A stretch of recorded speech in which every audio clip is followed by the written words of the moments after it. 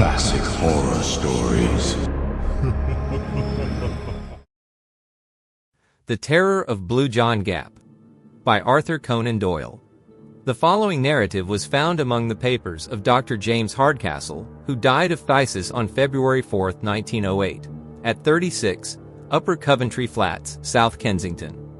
Those who knew him best, while refusing to express an opinion upon this particular statement, are unanimous in asserting that he was a man of a sober and scientific turn of mind, absolutely devoid of imagination, and most unlikely to invent any abnormal series of events.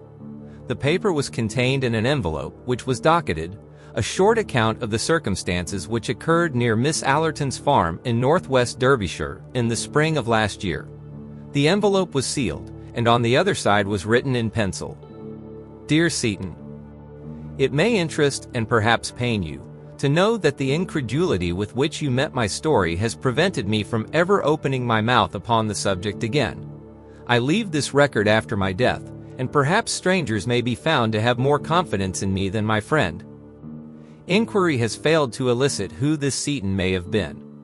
I may add that the visit of the deceased to Allerton's farm, and the general nature of the alarm there, apart from his particular explanation, have been absolutely established. With this foreword I append his account exactly as he left it. It is in the form of a diary, some entries in which have been expanded, while a few have been erased.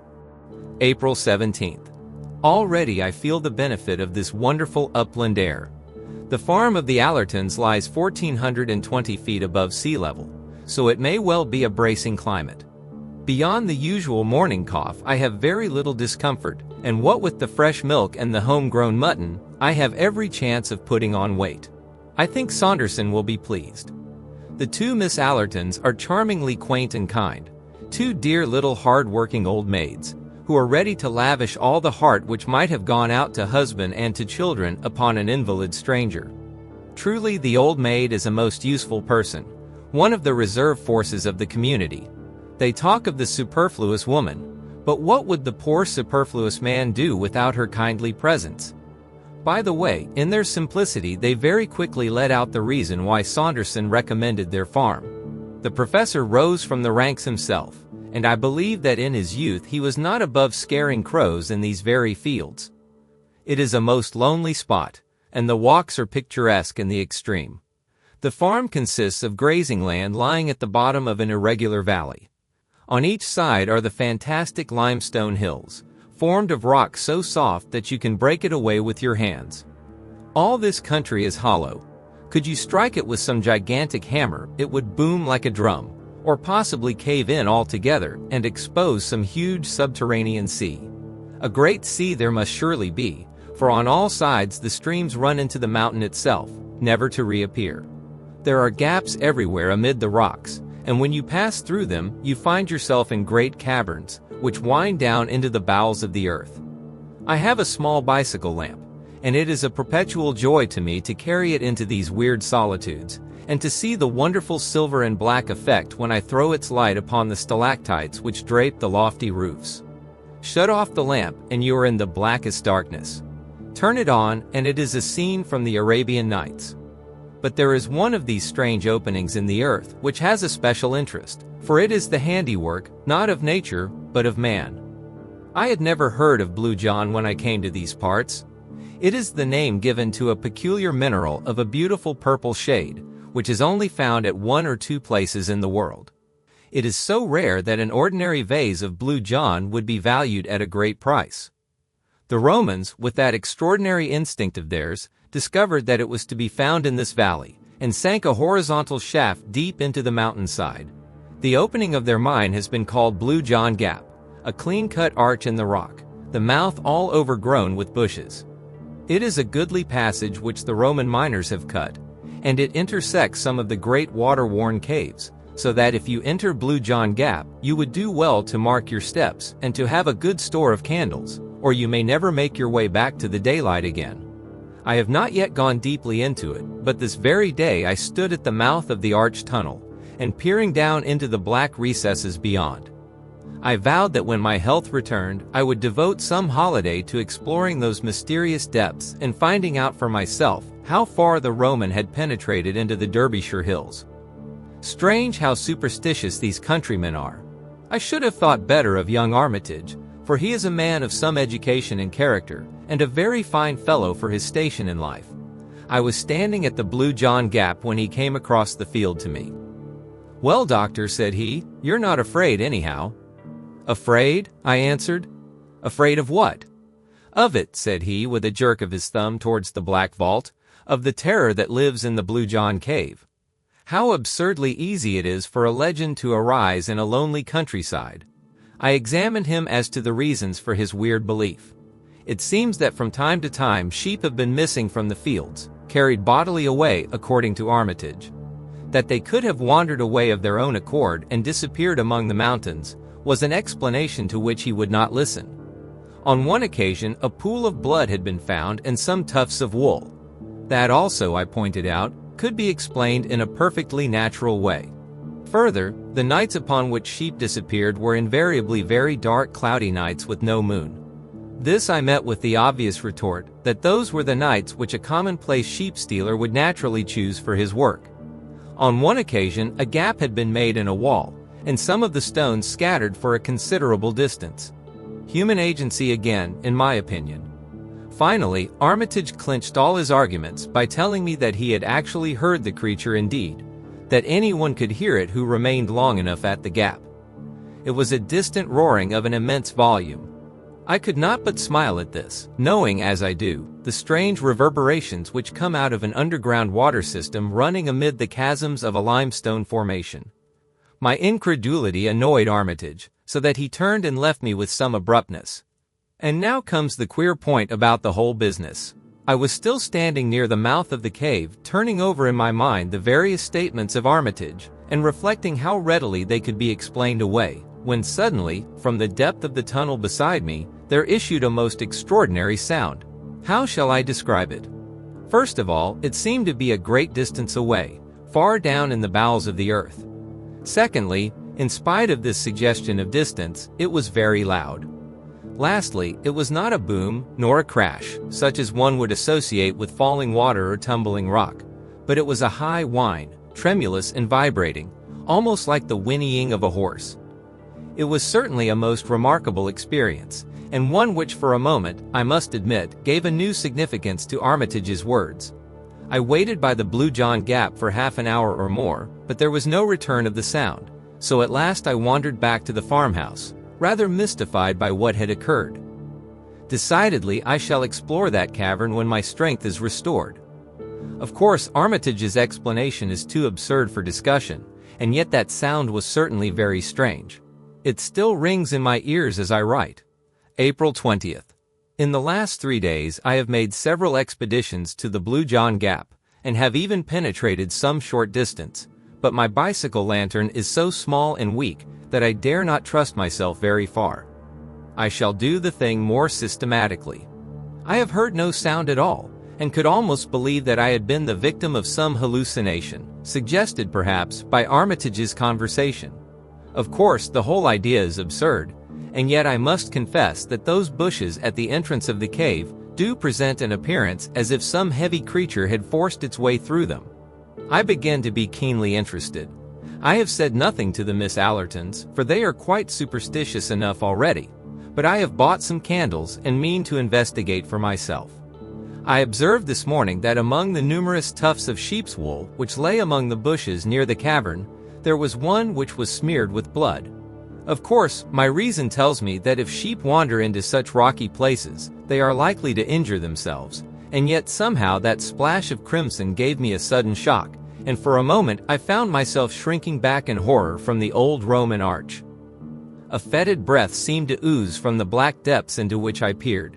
Could it indeed be possible that some nameless thing, some dreadful presence, was lurking down yonder? I should have been incapable of such feelings in the days of my strength, but one grows more nervous and fanciful when one's health is shaken. For the moment I weakened in my resolution, and was ready to leave the secret of the old mine, if one exists, forever unsolved. But tonight my interest has returned and my nerves grown more steady. Tomorrow, I trust that I shall have gone more deeply into this matter. April 22nd. Let me try and set down as accurately as I can my extraordinary experience of yesterday. I started in the afternoon and made my way to the Blue John Gap. I confess that my misgivings returned as I gazed into its depths, and I wished that I had brought a companion to share my exploration. Finally, with a return of resolution, I lit my candle, pushed my way through the briars, and descended into the rocky shaft. It went down at an acute angle for some 50 feet, the floor being covered with broken stone. Thence there extended a long, straight passage cut in the solid rock.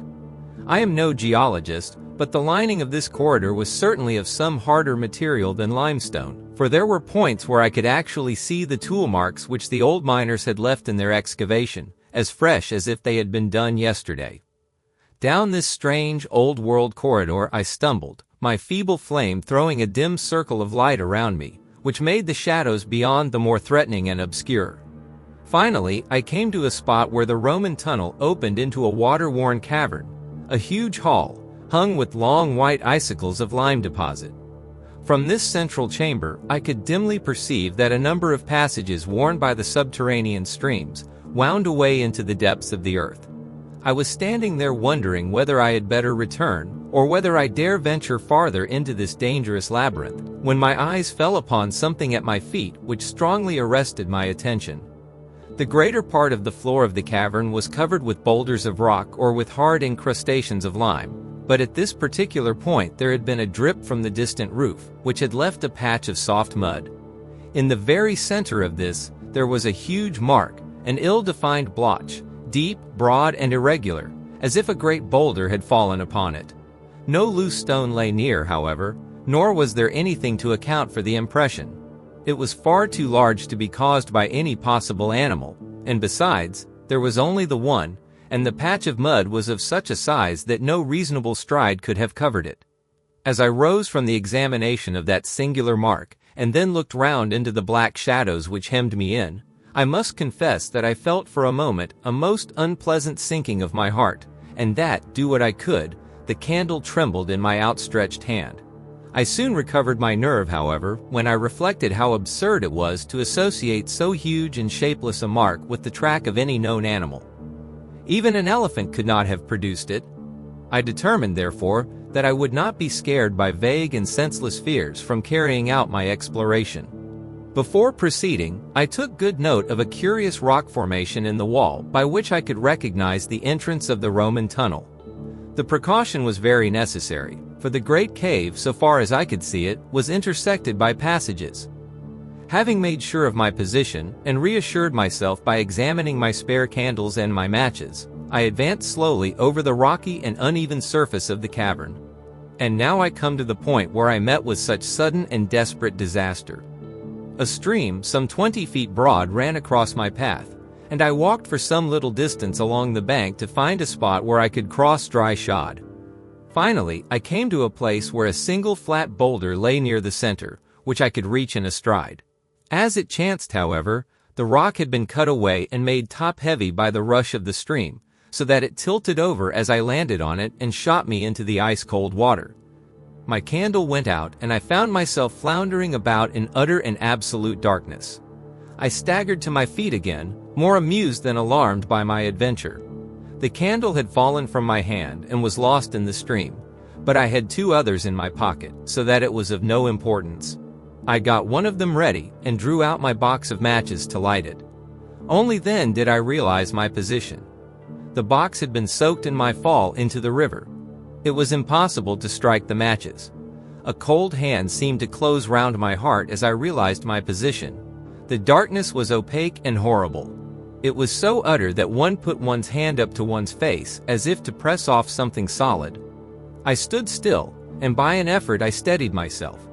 I tried to reconstruct in my mind a map of the floor of the cavern as I had last seen it. Alas, the bearings which had impressed themselves upon my mind were high on the wall, and not to be found by touch. Still, I remembered in a general way how the sides were situated, and I hoped that by groping my way along them I should at last come to the opening of the Roman tunnel. Moving very slowly, and continually striking against the rocks, I set out on this desperate quest. But I very soon realized how impossible it was. In that black, velvety darkness, one lost all one's bearings in an instant. Before I had made a dozen paces, I was utterly bewildered as to my whereabouts. The rippling of the stream, which was the one sound audible, showed me where it lay, but the moment that I left its bank I was utterly lost. The idea of finding my way back in absolute darkness through that limestone labyrinth was clearly an impossible one. I sat down upon a boulder and reflected upon my unfortunate plight. I had not told anyone that I proposed to come to the Blue John mine, and it was unlikely that a search party would come after me.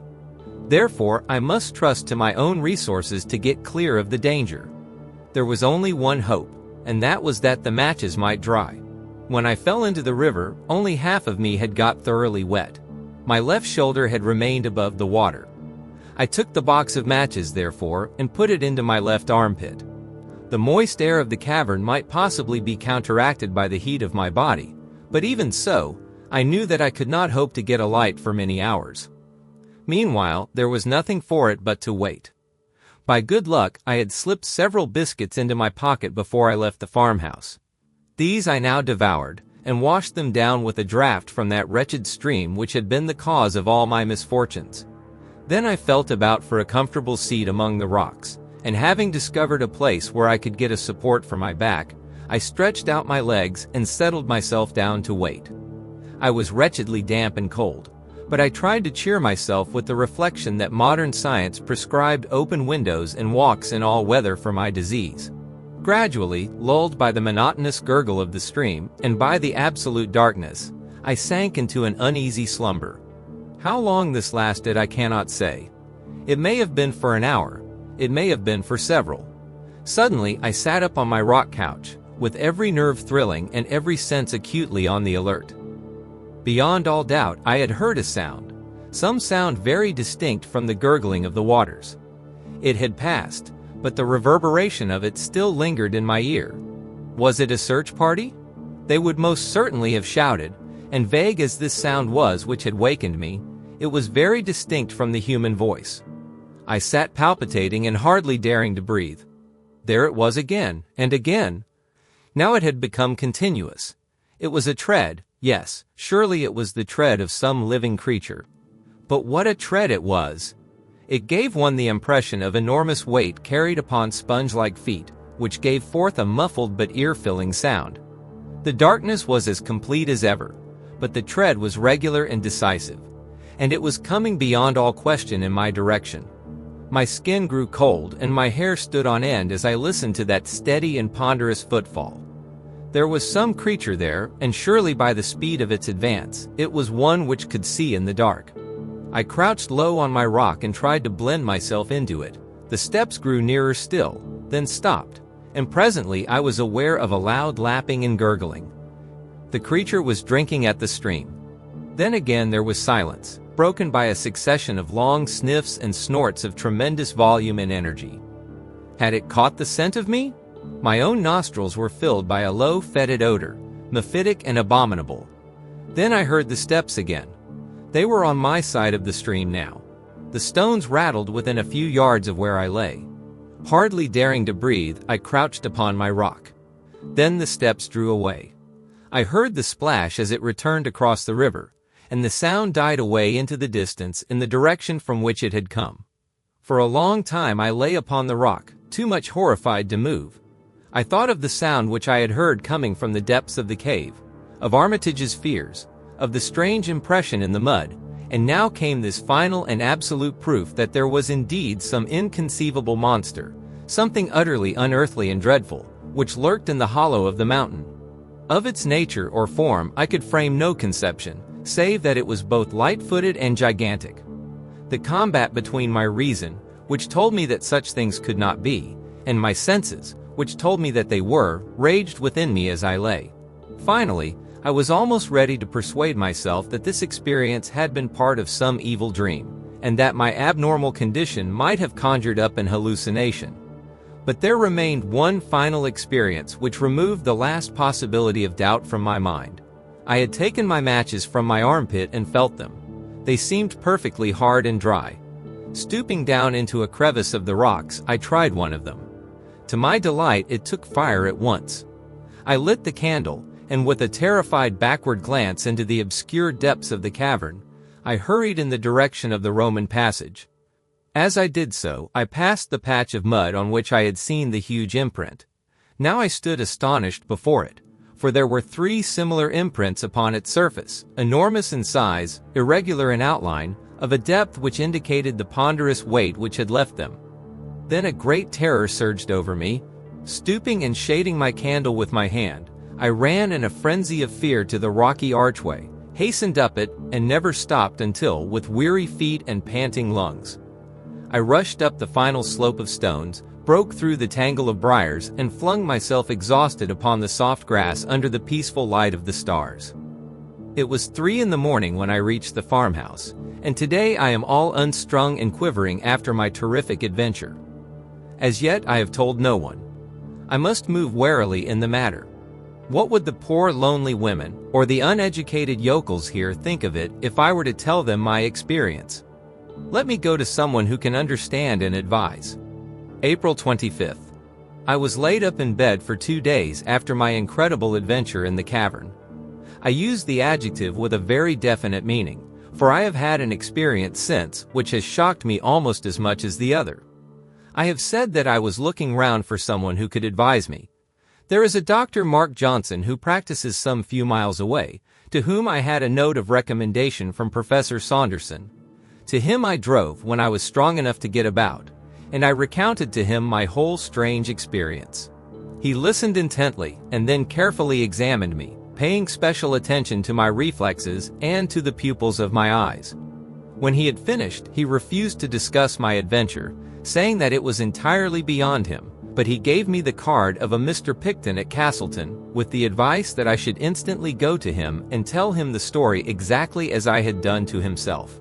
He was, according to my advisor, the very man who was preeminently suited to help me. I went on to the station, therefore, and made my way to the little town, which is some 10 miles away. Mr. Picton appeared to be a man of importance, as his brass plate was displayed upon the door of a considerable building on the outskirts of the town.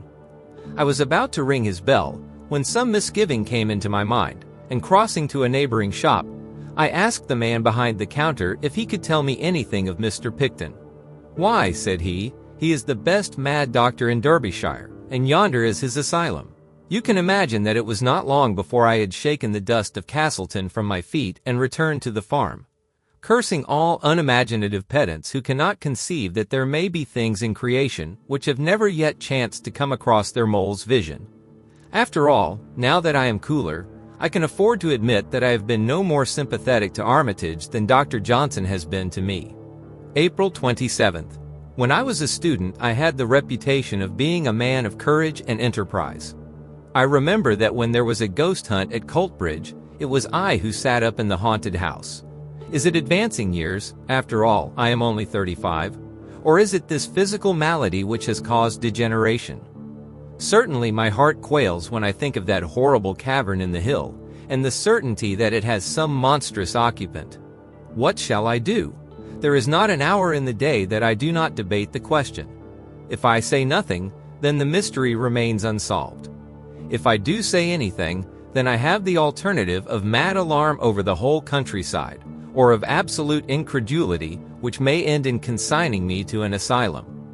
On the whole, I think that my best course is to wait, and to prepare for some expedition which shall be more deliberate and better thought out than the last. As a first step, I have been to Castleton and obtained a few essentials. A large acetylene lantern for one thing, and a good double-barreled sporting rifle for another. The latter I have hired, but I have bought a dozen heavy game cartridges, which would bring down a rhinoceros. Now I am ready for my troglodyte friend. Give me better health and a little spate of energy, and I shall try conclusions with him yet. But who and what is he? Ah, there is the question which stands between me and my sleep. How many theories do I form, only to discard each in turn? It is all so utterly unthinkable.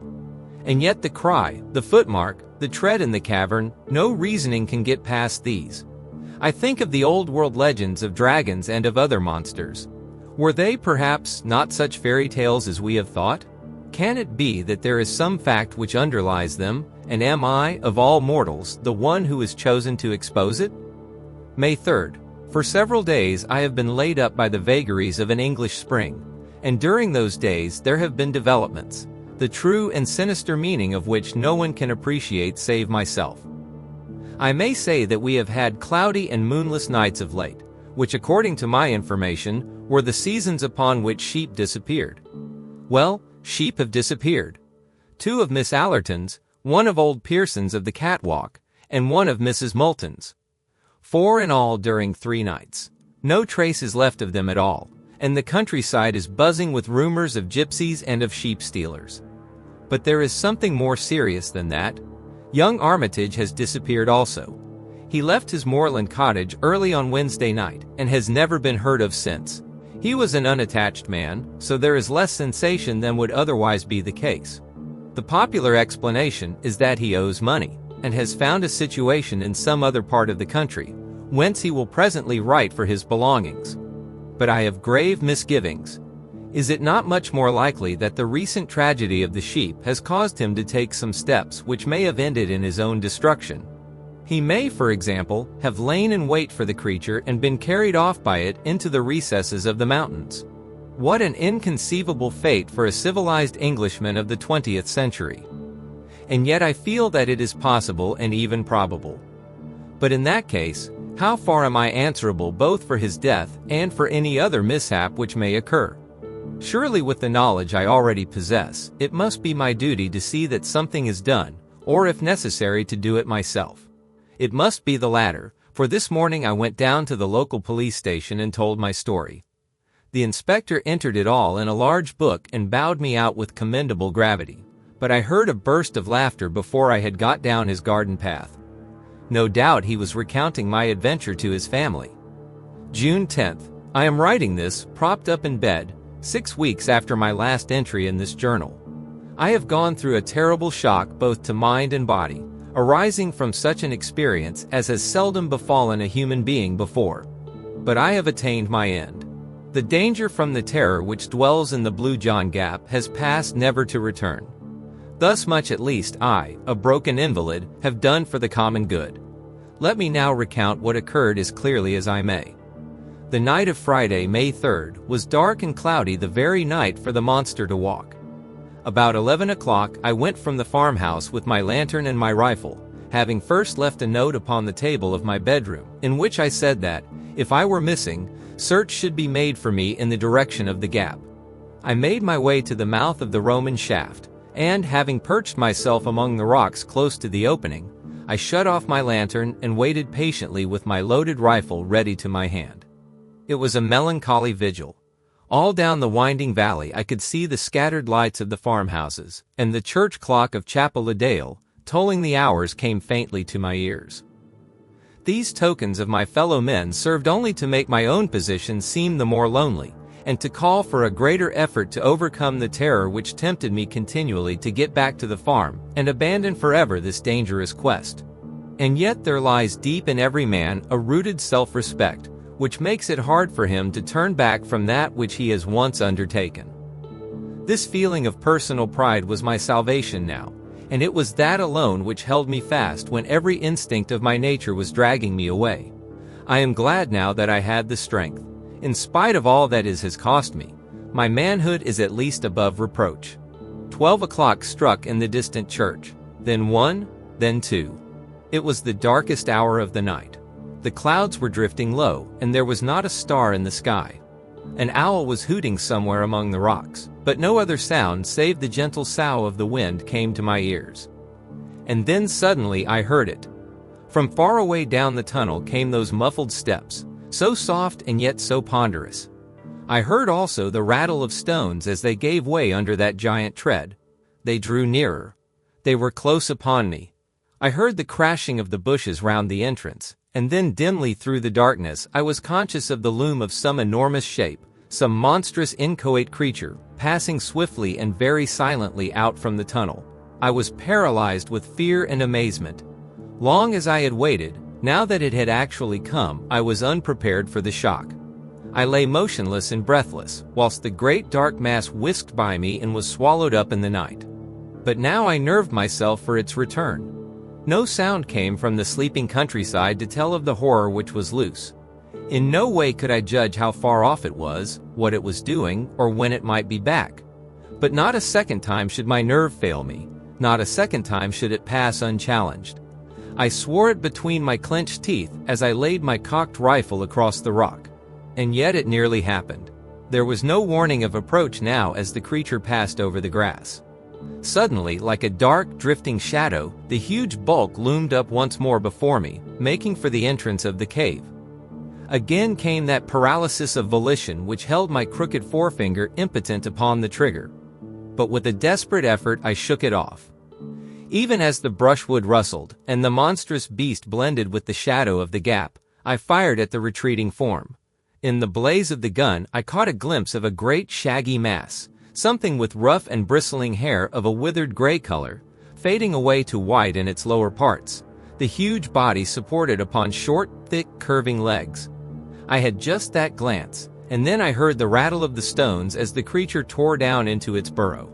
In an instant, with a triumphant revulsion of feeling, I had cast my fears to the wind, and uncovering my powerful lantern with my rifle in my hand, I sprang down from my rock and rushed after the monster down the old Roman shaft. My splendid lamp cast a brilliant flood of vivid light in front of me, very different from the yellow glimmer which had aided me down the same passage only 12 days before. As I ran, I saw the great beast lurching along before me, its huge bulk filling up the whole space from wall to wall. Its hair looked like coarse faded oakum, and hung down in long, dense masses which swayed as it moved. It was like an enormous, unclipped sheep in its fleece, but in size it was far larger than the largest elephant, and its breadth seemed to be nearly as great as its height. It fills me with amazement now to think that I should have dared to follow such a horror into the bowels of the earth. But when one's blood is up, and when one's quarry seems to be flying, the old primeval hunting spirit awakes and prudence is cast to the wind. Rifle in hand, I ran at the top of my speed upon the trail of the monster. I had seen that the creature was swift. Now I was to find out to my cost that it was also very cunning. I had imagined that it was in panic flight and that I had only to pursue it. The idea that it might turn upon me never entered my excited brain. I have already explained that the passage down which I was racing opened into a great central cave. Into this I rushed, fearful lest I should lose all trace of the beast. But he had turned upon his own traces, and in a moment we were face to face. That picture, seen in the brilliant white light of the lantern, is etched forever upon my brain. He had reared up on his hind legs as a bear would do, and stood above me, enormous, menacing, such a creature as no nightmare had ever brought to my imagination. I have said that he reared like a bear, and there was something bear-like if one could conceive a bear which was tenfold the bulk of any bear seen upon earth in his whole pose and attitude. In his great crooked forelegs with their ivory white claws, in his rugged skin, and in his red, gaping mouth, fringed with monstrous fangs. Only in one point did he differ from the bear, or from any other creature which walks the earth, and even at that supreme moment, a shudder of horror passed over me as I observed that the eyes which glistened in the glow of my lantern were huge, projecting bulbs, white and sightless. For a moment his great paws swung over my head. The next he fell forward upon me. I and my broken lantern crashed to the earth, and I remember no more. When I came to myself, I was back in the farmhouse of the Allertons. 2 days had passed since my terrible adventure in the Blue John Gap. It seems that I had lain all night in the cave insensible from concussion of the brain, with my left arm and 2 ribs badly fractured.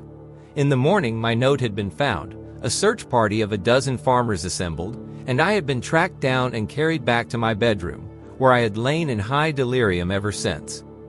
There was, it seems, no sign of the creature, and no bloodstain which would show that my bullet had found him as he passed. Save for my own plight and the marks upon the mud, there was nothing to prove that what I said was true. 6 weeks have now elapsed, and I am able to sit out once more in the sunshine. Just opposite me is the steep hillside, gray with shaly rock, and yonder on its flank is the dark cleft which marks the opening of the Blue John Gap. But it is no longer a source of terror. Never again through that ill-omened tunnel shall any strange shape flit out into the world of men. The educated and the scientific, the Dr. Johnsons and the like, may smile at my narrative, but the poorer folk of the countryside had never a doubt as to its truth. On the day after my recovering consciousness, they assembled in their hundreds round the Blue John Gap. As the Castleton Courier said, it was useless for our correspondent, or for any of the adventurous gentlemen who had come from Matlock, Buxton, and other parts, to offer to descend to explore the cave to the end, and to finally test the extraordinary narrative of Dr. James Hardcastle.